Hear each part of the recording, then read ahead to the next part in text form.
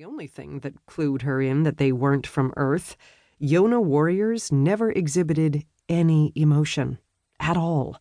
Ava had thought the huge males were some kind of advanced robots when she'd first encountered them. "It's trippy, isn't it?" Lured from her reverie, Ava glanced at Eliana. "What is?" Her friend nodded toward the other occupants of the gym-like training room. "This. Being on an alien ship, heading for an alien planet, surrounded by not one, but two alien species." Ava smiled. "It really is. Just think how much trippier it must be for Lisa." She laughed. "I know, right?" Lisa's history was one of the most unusual Ava had ever heard, and she had heard a lot of unusual stories since joining the network. A gifted one like Ava, Lisa had met Lasara's Prince Talon under terrifying and bizarre circumstances on Earth.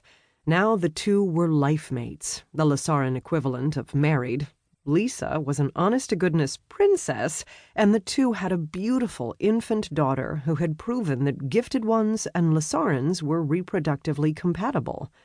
Ava couldn't imagine what it must have been like to go from being a cash-strapped woman in her mid-20s who was virtually alone in the world and painstakingly working her way through college to being a prominent member of an alien royal family to whom crew members frequently genuflected. When Eliana's gaze strayed to the open doorway, she straightened. "Speaking of aliens, there's Ganix." "Who's Ganix?" "Chief engineer of the Kandavar. Do you mind if we cut our training short today? I want to see if he'll help me talk a pilot into teaching me how to fly one of those sleek black fighter craft. Either that or help me talk Eric into sparring with me." Eric was the first Yona Ava had met. He was also a member of the Royal Guard who protected Lisa, Prince Talon, and their baby daughter, so Ava and her friends from Earth encountered him a lot. "You want to spar with Eric?" she asked, surprised. "Hell yes! I'm not 100% convinced he can't feel emotion, and I want to see if kicking his ass will spark a response and piss him off." Ava laughed. "You're so bad." Eliana grinned unrepentantly. "I know. Go ahead. I'm about ready to call it a day anyway." "Yes! Thanks, Ava." She hurried away. "Let me know what happens," Ava called after her. "Will do." Eliana disappeared through the doorway. Shaking her head, Ava grabbed a bottle of water and headed for the quarters she and her friends from Earth had been allocated.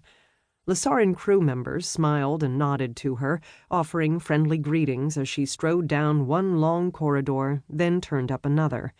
It was nice.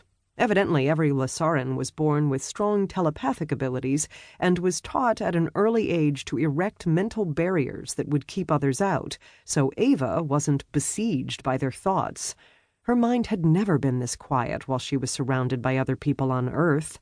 It was wonderful and liberating, because for the first time in her life, it made her feel normal. Members of the Earthling contingent were given lodgings that were clustered together in one area and reminded her of efficiency apartments. Each room boasted a narrow bed, a small table and chair, a cramped bathroom they called a lav, and a kitchen that was more of a nook. As commander of the Kandavar, Prince Talon had apologized for the meager accommodations. They hadn't exactly been expecting guests, but Ava and the others didn't mind. The Kandavar was a warship, not a cruise ship. Through the open door to Mia's quarters, Ava saw Mia, Natalie, and Michelle chatting as they sipped what she suspected was a very tasty tea Lasarans loved. All three looked up as she passed.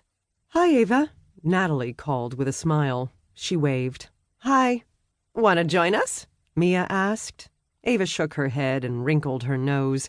"I'm all sweaty from training with Eliana and need a shower. Maybe afterward?" "Sure." The bathroom in her quarters was small enough to make her wonder how Talon and the other guys on the ship managed to avoid bonking their elbows whenever they showered. The men out here in space tended to be quite tall and broadly built, since most were soldiers packed with muscle. Yet even Ava, who stood at a mere 5'3", felt cramped in the Sani shower. Once clean, she donned a comfortable pair of jeans and a long-sleeved shirt. Lasaran culture required men and women to wear clothing that covered everything except for their heads and hands. Ava didn't have a problem with abiding.